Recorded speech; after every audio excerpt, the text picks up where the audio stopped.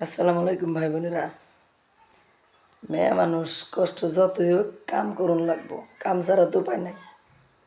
কি কি কাজ করতেছি ওই যে কতগুলা কাপড় চোপড় ভিজাইছি, সবগুলা ধুবো।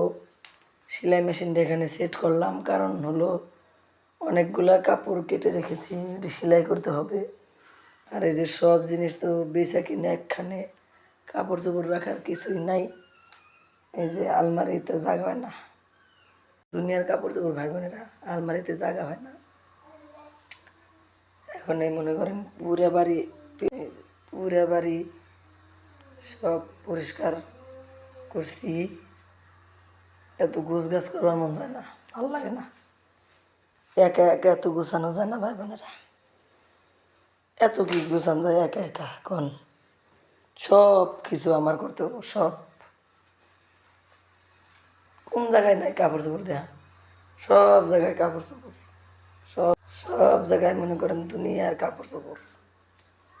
কি করবো? দুঃখের কথা কইলে রাত আর দিন নাই ভাই বোনেরা, খালি জীবন বড় দুঃখ কষ্ট শুইলাম।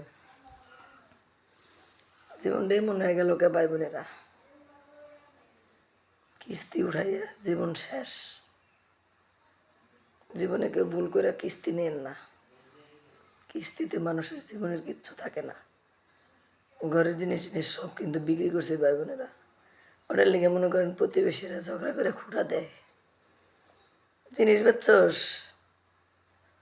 জিনিস বেচছি, আবার আল্লাহ করবার দিলে করবো। আমি এগুলো না কখন টেনশন করি না, জানেন যে আমার জিনিস নাই, বাকি কিছু তো ছিল না।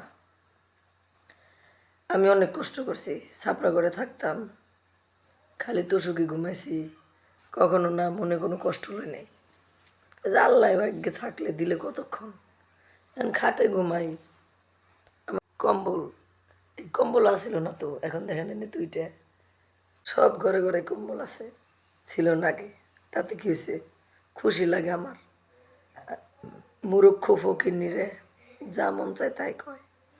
এই জন্য ভাই বোনেরা, বাড়ি সবসময় পরিবেশ দেখা করবেন। আপনি একটু অভাবে পড়বেন, আপনাকে জুতা পিটা করব মুখ দিয়ে, পায়ের জুতা দিয়ে বেড়াইব, কত কিছু করব। আমার কপালে এই নান্নতগুলা ছিল, আমি পাইলাম এই নান্নত। মানে শ্বশুর বাড়ি পায়, বাপের বাড়ি ভালো থাকে, আর আমি সব জায়গায় পাইছি ভাই বোনেরা। শুধু কেন জানেন?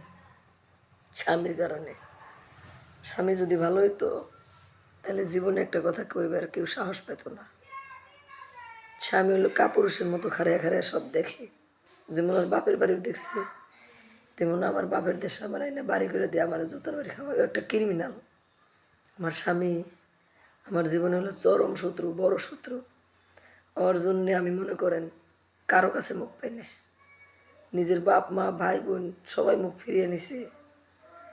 দিন শেষে দেখি সব দোষী আমার, অন্য কেউ কোনো দোষী নেই, সব দোষ আমার, কপাল খারাপ আমার, কাউরে দোষ দিই না।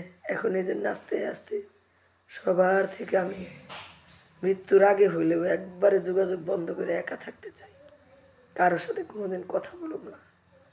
কি লাভ? আমি যে খারাপ মানুষ, খারাপ মানুষের কোনোদিন কথা থাকে কারোর সাথে?